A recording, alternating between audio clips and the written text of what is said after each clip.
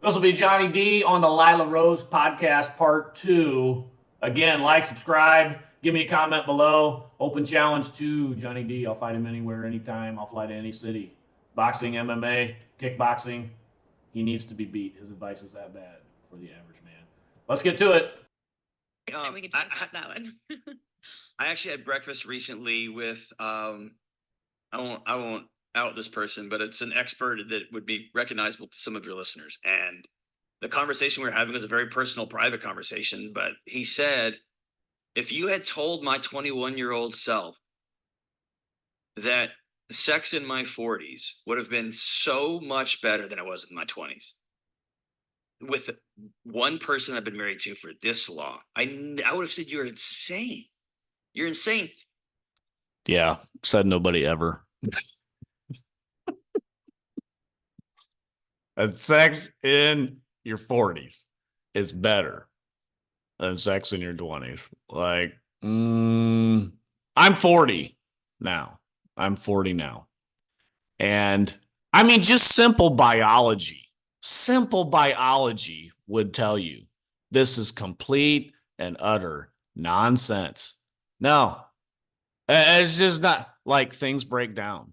Things don't work as good. Feelings aren't as strong as they used to be, blah, blah, blah. Why is he saying this nonsense? Because it's a female audience that listens to him. Actually, it's a female audience that listens to Lila Rose as well. But he has primarily a female audience, so he has to sell the baloney here. And women all want to, oh, yes. Oh, in my 40s, it'll be better than in my 20s. Oh, yes. Well, but it's not for me. My man must not be loving me right. Give me a break. Come on, dude. Is it better in your 60s too? Get out of here. Now, here's a real doozy. How to have a conversation with your spouse, meaning wife, that they're too fat. Here we go. Well, not almost never. It's less a conversation about, he used to have abs and now he doesn't. It's not about that. It's about, dude, I'm worried about my husband, right? I'm really worried about him. On a host, and I'm attracted to him. So I think you sit down and you have that hard conversation. And again, it's not, hey, listen, you've gained a bunch of weight. That's not how you have that conversation, because now you start a fight and they have to go to war with you. They got to defend themselves. But it is, I'm really worried about you, and I'm struggling with being attracted to you. And I'm going to own that. And you're putting your vulnerability on the table. Is that going to hurt to hear that? Absolutely. Is that going to be the path towards healing? Yes. If there's going to be healing to be had, then yes. I think it's hard. I hear a lot of these stories, especially from kind of like postpartum mom groups. But, women who are in the childbearing years and they're gaining weight and the weight stays on, and then they feel they're not as attractive, or their husband even has the candid conversation with them. I'm not as attracted. I mean, what do you do in that kind of a... All right. So Jonny D, he just says, hey, your spouse is getting too fat. Well, you just got to have a conversation with them and say, hey, I'm just not attracted to you anymore. Yeah, like that's going to work. Okay. Yeah, that's really going to work well. I really wonder. Now, he has to know better than this, but I really wonder, how many guys has he talked to that did exactly what he told them and it worked out well? And he knows it didn't work out well because she point blank asks him, because she knows it's not going to work out well either. She point blank asks him, hey, well, how do you have that conversation? I'm not going to go through the whole, like, this goes on for another couple minutes. He doesn't answer the question. He doesn't answer the question because he knows you cannot have that conversation. If you're going to sit down logically with your wife, hey, yeah, you've gained weight and I'm just not attracted to you anymore. We need to work through this, blah, blah. Are you kidding me? Come on, man. What idiotic advice. And even Lila knows, yeah, that conversation, it's not going to go anywhere. So she keeps kind of asking him and he never answers the question, because get out of here, man. But keep in mind, like, the world, I mean, another thing we talk about in the podcast a lot is pornography. And, I go on shows and I debate people about why porn is not a good thing. which surprisingly, some people still think porn can somehow be a good thing, but she is right. It is not a good thing. Fortunately, you know, that's our culture today, but a lot of people are waking up and saying no, it's a bad thing. And so anyways, there's this expectation of what I want sexually or what I'm seeking. And obviously when you're, you know, if you're in a marriage and your spouse is having children and everything else is a natural part of marriage, it doesn't match what the pornification culture sets up as, you know, the ideal womanhood or whatever it is.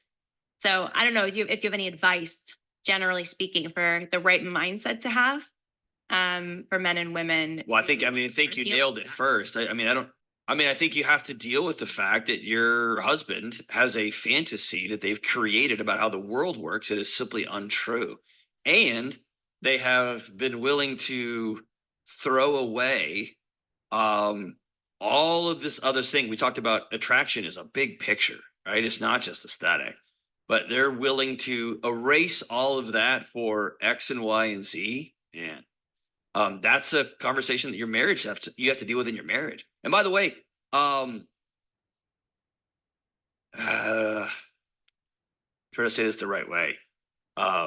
I mean, would that be an addiction? I mean, it sounds like if they're addicted to pornography, yes. Or addicted to a sexual idea. I mean, you could say like stuck on an idea about how sex should be or what they need their spouse's body to be. This seems like a really unfruitful conversation. They're trying to say that men are not attracted to their wives as much not because the average woman is 5'3" and 170 pounds today in America. She's obese. Not because of that. It's not because she's quarrelsome and she's hard to live with and all day. Not because of that. It's not because she doesn't act feminine. She's not fit, feminine, and friendly. The 3 F's that are nice to have. It's not because of that. It's because men are watching prawn too much. That's why. That's why there's an attraction problem. Nah, I think he completely missed it. But again, his audience is women. You can't tell women, listen, you got to be more feminine. You got to get in shape.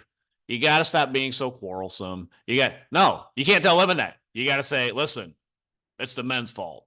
It's because they are wrongly watching prawn. Okay. Just an unfruitful conversation here, but we have to pin it on someone. We can't pin it on where the issue probably is. If you have a quarrelsome wife who is not feminine, who does not submit to you, who does not look nice, who maybe doesn't even smell nice, I don't know. And you're just not attracted to her. Well, that's your problem. You know why it's your problem? Because you've been watching prawn too much. That's why. I don't know.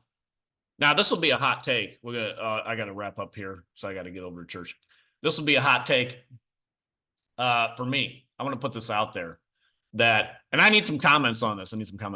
I think one of the major problems with prawn, what we're talking about here, is that it trains men to expect enthusiastic sex from their wife. It trains men to think that this is the expectation, that my wife should give me enthusiastic sex, not obligation sex, not duty sex, not which I think the average husband is getting from the average wife. I think that's the big problem with porn. It's training the average man to think that, you know what, this is how sex should be. It should be just enthusiastic. Some use the term validational sex. That should be where it comes.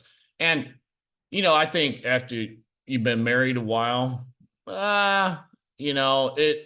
it can, if you're married to a unvirtuous woman, it can become very transactional.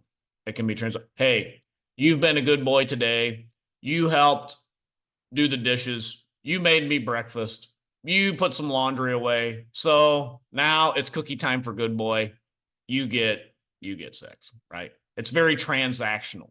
It can quickly devolve to that. And Corno teaches men, no. It should be enthusiastic, validational sex. I think that's a big problem there. Because you don't want to train men to that, because then they'll always be dissatisfied with the transactional sex that is so typical in an average marriage. I think that's the big problem with it. Now, that's a hot take. That's a hot take. Give me a comment.